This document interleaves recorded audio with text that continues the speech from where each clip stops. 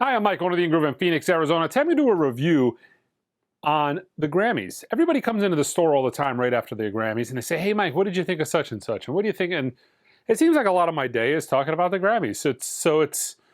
It seems like amongst a music enthusiast, something that, gets chatted about a lot. So I'm going to give you guys my overall take on the Grammys. Most of which isn't wonderful. I'm going to talk to you about it anyways. So I'll start kind of from the beginning, and I'll kind of explain to you how me and Angel watched it, and I'll kind of talk about how the night went. But yeah, I don't watch the Grammys very often. I definitely don't watch the movie-related award shows, but I don't watch the Grammys very often.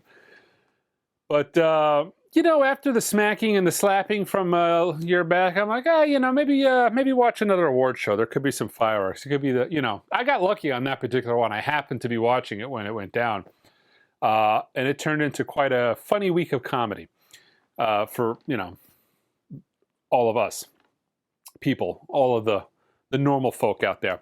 But I'll start right off with the host. Boy, Trevor Noah. The absolute lamest comedian ever. They need to replace that guy immediately. That's just horrible. He's a horrible host. I almost kind of felt like he was like fanboying after the celebrities, like, oh, you're so wonderful. This is amazing. You're amazing. This guy's amazing. Everybody's amazing. I kind of like when they make fun of the celebrities and kind of call them out on, things that the rest of us could laugh on, There was a couple of Jeffrey Epstein jokes in there that kind of went, I thought that was kind of funny. But I think there should have been more of that. I think that would have been a little bit more funny. I missed actually the beginning of it, so I didn't get to see the Dua Lipa performance. I didn't really care enough to go back and try to watch it. But I did come in on the Tracy Chapman and Luke Combs performance. I think that was unbelievably good. I was really blown away. Speaking of, we really need to get a Tracy Chapman reissue. And man, that record has become impossible in the United States to get. It's so expensive. It's so difficult to obtain. Everybody wants it. I get asked for it all the time. When I was in Europe, I found more copies of it. I actually brought 10 copies back to the United States, but they sold in a week. That's a record that needs to be in print. And especially after that Grammy performance with Luke Combs, her voice is absolutely fantastic. I mean, wonderful. I think she's 59. I looked it up afterwards, but man, her voice has aged really well. Very melodic. It was great. It was one of the highlights of the Grammys. I watched the SZA. Not really musically my thing. It's a little weird. Kind of made me feel old, because when she starts talking about consulting the ocean and inspiration from the ocean, my eyes started glazing over. But I thought to myself, man, Mike, maybe it's just because you're old and, when you were young, you might have found this fascinating. But it was musically, SZA's not my thing. She sells well. I get asked about SZA records all the time. Never really listened to it until then, but to the Grammy performance, but wasn't really good. I watched about half of it. So there was a couple of times where, I was pausing and I was doing stuff throughout the show, so I was able to pause it, and the commercials are unbelievably long. So I used the opportunity for that second half of SZA performance to get caught up on bypass some of the commercials. Olivia Rodrigo, I really don't know how I feel about that performance. I really the first thing, and I never really listened to her before, so this is kind of my ability to get caught up on some newer music. But at first I liked it. I'm like, this is interesting. This is a little different. Kind of poppy. Kind of sounds like everybody else's music, but then there were some elements to it where I kind of found myself gravitating towards it. And then the blood started dripping, and I was like, after that, I kind of lost my train of thought. I was distracted. So, it was a lot of what's going on? I don't get it. Is there blood? Is there blood from the ceiling? Is that on the screen? Is she bleeding? Where's the pill pack? I don't see the blood splatter. It was kind of that. But that kind of inspired me to listen to her latest album. I do like some newer music. I don't like a ton of it. I got to see Lana Del Rey throughout the entire evening, which was fantastic. Speaking of new music, I do listen to new music. I love Lana Del Rey. I talked to you guys about that quite a bit. So that was kind of a thrill. The absolute highlight, not one of the most impactful moments of the whole entire Grammys was seeing Joni Mitchell. I'm not even that much of a Joni Mitchell fan, but her performance at 80 years old, granted she recently has gone through a lot of stuff multiple times and she hasn't really been in top performing shape. But you know what she missed in not having the voice of a 25-year-old doing that number, she made up in like raw emotion. I kind of got vibes from Johnny Cash towards the end. If you listen to Johnny Cash's voice during like the American recording sessions, they kind of had that same very tormented soul, passionate singing, and like Joni Mitchell really had that in spades, and that performance was absolutely fantastic. It's kind of inspired me to go back and listen to some of those earlier albums. I listen to Blue a lot lately because of the Mobile Fidelity One Step. I know it's considered this monumental, just pivotal record, Velvet Underground-ish, you know what I mean? It grows in popularity as the years go on, but it's not my favorite thing. But her performance last night was absolutely fantastic. It's amazing when you go from some artists to other artists, and you're like I'm not saying this because I'm like this old geezer who's like, hey, Joni Mitchell. I'm not even really a Joni Mitchell fan. But when you see talent, and like her lyrics, her pacing, her performance, like the Tracy Chapman performance against some of these other performances was, wow, it was just mind-boggling. So I think that might have been probably the best performance of the night. It was really something. Seeing Joni Mitchell there was really something. They did the cutaway to the Las Vegas Sphere. I've said many times, I'm not really a U2 fan, so it's kind of hard for me to comment. The venue looks cool. I can't wait to see a band there that I like. I know it's sacrilege. You're not allowed to dislike U2, but I just don't like U2. I mean, maybe I can take a couple, like 3 or 4 songs, but I notice, like, does Bono always refer to him as the Edge? Hey, it's the Edge. That's interesting. I mean, that's probably a thing, but I didn't even know that was the thing. But the venue looked cool. I think for me, that was more of like an advertisement for the venue. And when was that filmed? That'd have been really cool if that was like timed to be live while the Grammys were going on to an actual performance. But it looks so well done camera-wise that it looks like it might have been pre-recorded. I don't know.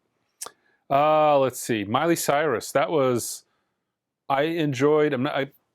Again, old man Mike. I'm not a big Miley Cyrus fan, but I really enjoyed seeing her throughout the night. She kind of had that, like, I don't give an F attitude. Kind of. She did her performance. Apparently, that's a big song, but flowers, buy herself flowers. She's a big. She's pretty much telling you she don't need anybody. She can buy her own damn self flowers. But it was kind of funny. She's like, everybody, I know you know this song. Come on. And I'm like, I've never heard this before. But apparently it's a big song. Apparently the people there weren't that into it either. But that's probably because, they're a bunch of celebrity fat cat, rich folk who are just, clattering jewelry together. And, I can totally see them not being in love with it. But I had a lot of fun watching her performance. It's really good. She kind of has a very vintage, like early 80s, like country demeanor to her, you know what I mean? Like good time performing. She seems like somebody that would be a good time hanging out with. You ever look at like some of these people and think to yourself, man, it'd be nice maybe to meet these people, get a photograph, but I don't really think I want to have a beer with that person. That person seems like an asshole. And that's kind of the vibe you get watching a lot of the Grammys. So that kind of was, but with Miley Cyrus, she seems like she'd be a good time. And she seems like she enjoys performing.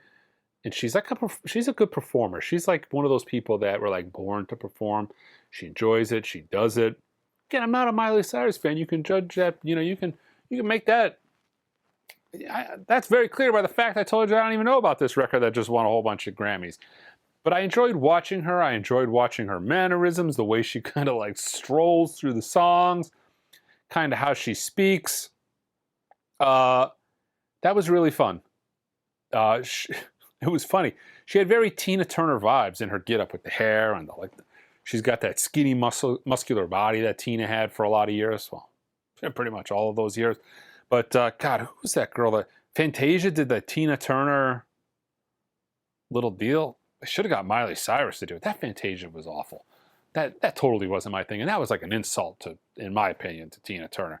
Tina Turner she was such she had such power and emotion. If you go back and watch that original performance of her doing CCR's Proud Mary, Tina Turner was just killing it. I showed that to my kids when they were like old enough to start watching music. I was like, you want to see some good music? Watch this. Like, I've always loved that performance. And Fantasia, I don't know her name, but she barely moved. I didn't think she was vocally that impressive. I have no idea who this person is. I've never watched this person before, but I think you could have found somebody of much higher caliber to do a much better job representing Tina Turner, who was an absolute legend. Her and Ike, they did stuff. Their early music was just unbelievable. River Deep, Mountain High, just so many great tunes, so many great early R&B records. Then she had a huge solo career. So somebody who kind of like lived and did it all. And I thought that was a pretty lame performance. There was one like really sad discovery that I kind of made during the during the Grammys, and that was that Stevie Wonder can't sing anymore. That performance he did with Tony Bennett was really bad. I don't know if it was was he emotionally choked up and couldn't speak or sing. God, what an absolute legend. And it was really an off performance. And it's like Tony Bennett, who was, he's not with us anymore. He was on the screen. He was doing a better job singing from beyond the grave, like 80 years old on a screen than Stevie was doing. It was just, that was, ugh.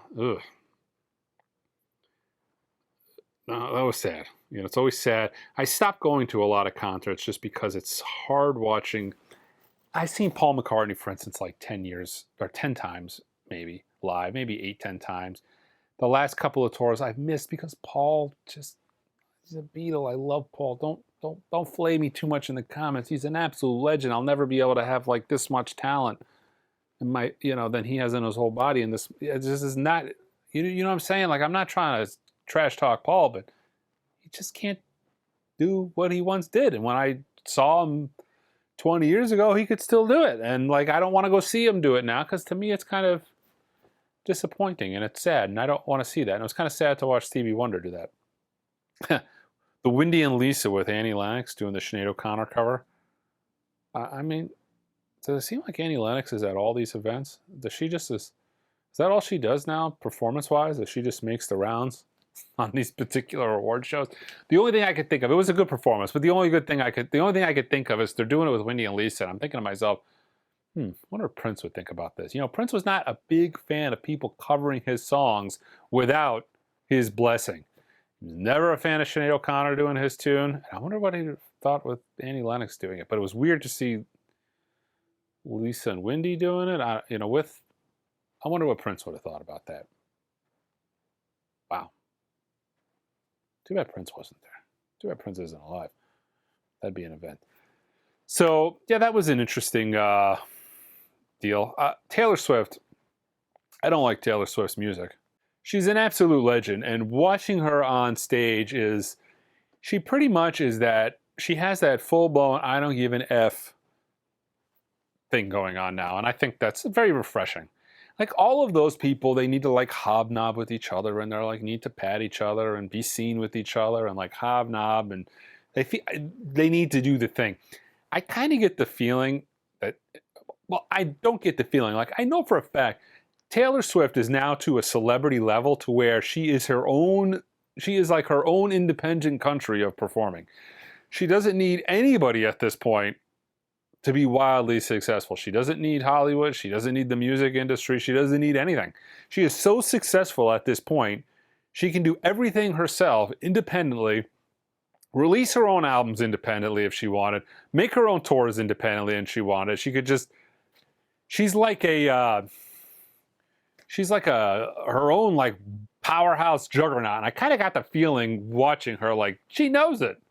She knows like how big of a deal she is. And maybe she's modest about it, but she knows how big of a deal she is. And I thought it was hilarious. And it was a total boss move to just be like, hey, thank you for the Grammy. Oh, and I'm going to drop my next album, and here's the title. I'm going to go Twitter about it now. It's like very business. So it was kind of funny because it's like, yeah, you're all kind of like doing something musical, right? Because it's a musical show. It's the Grammys. Everybody's got something musical going on. But Taylor Swift is like, all right, I ain't got much to say. Oh, new album's coming. Check out the new album. And then the pre-orders went literally live during the Grammys. People were texting me, oh, the new Taylor Swift album. Is it on the website for sale? And I'm like, no. Taylor Swift keeps everything on her website for a couple of weeks, gets maximum ducats, and then afterwards you'll be able to get it. They'll release the info on you'll be able to get some version of it available on the website. Not that I bemoan Taylor. She is the absolute best when it comes to taking care of record stores. I'll never forget the fact she was just like signing gazillions of CDs, autographs, and mailing them out to stores. It was a wonderful thing, and I'll always love Taylor for doing that. Not because I made any money on it. It was like, it's a CD that I paid $11, $12 for and sold for $14. But it was like the thought of somebody of that caliber, fame-wise. We're not talking somebody getting started trying to put a couple CD sales together to make a name for themselves. We're talking like the biggest thing in the industry, sat down and signed probably 100,000 things. And they weren't fake. They weren't auto pen like things I bought in Van Morrison stuff and Ozzy Osbourne stuff and Bob Dylan stuff. These were like the real deal Taylor Swift autographs. But it was kind of cool to see Taylor Swift just kind of going through the motions with the I don't give an F attitude. And for me, that was hilarious. So Travis Scott came up, did this thing, did a performance. At that point in time, I was like caught up with all the commercials, and the commercials really drug. So I got to like 30 seconds of it, and I'm like, oh, this was like, I used that moment, to be honest, don't tell nobody between you and me. I paused it, and then I did some husbandly and wifey things. We did some married couple stuff with my wife, and when I came back, there was enough time to fast forward the rest of that Travis Scott and move to the next performance. They had been teasing the Billy Joel thing. I absolutely love Billy Joel. They had been teasing that all night, and it's like I wanted to hear him do the new song, and it was fantastic. But they kept more coming, and God, it's like it never came. But Jay-Z won some Dr. Dre award. It was kind of funny because he used that opportunity to rant about, his wife being slighted. How dare she never won Album of the Year? And I kind of would love to have a conversation with Jay-Z. First of all, it's hard for anybody to feel sorry for your wife for winning like 32, 33, 34 Grammys, the most Grammys ever, right? Oh, she never won Album of the Year. Some artists aren't album artists, and I just don't know if other artists get that. Like, an album is a work of art unto itself. Some artists are really good at putting out singles. Amazing artists. Chuck Berry, for instance, was an amazing single artist. He put out just absolute fantastic rock and roll bangers, one after another. He had strings of them. They put them in album form, but they weren't albums. They were never designed to be albums. They weren't albums. Bob Dylan, not a good single artist. You know what I mean? Like, you wouldn't really think of Blonde on Blonde as an album just loaded with radio singles, but when you think of Blonde on Blonde as far as an album goes, it's a masterpiece.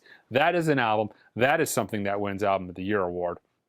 Not that, you can take anything that these guys do and say, the fact that Beyonce has 33 Grammys is just mind-boggling to me, because that just kind of signifies that she's the best. And, maybe because it's not my kind. She's got good tunes. I like some of the Destiny's Child thing, and I like some of the stuff she's done solo. But would I consider her like the greatest artist ever? No. No. I wouldn't even put her in my top 20. I don't think anybody over the age of 35 would put her. Maybe somebody over the age of 35 would think that's the greatest artist ever.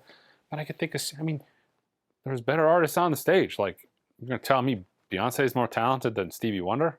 More talented than Billy Joel? More talented than Joni Mitchell? This is our better artist? What about all, So, yeah, it's kind of funny, though. I thought we would get a little bit of drama moment. It turns out the actual drama moment, apparently Killer Mike smacked somebody around at the venue, from what I heard, and got arrested and escorted out. So that was the drama, but unfortunately there wasn't on-camera drama, so that wasn't exciting. Anyways, we finally got the Billy Joel song.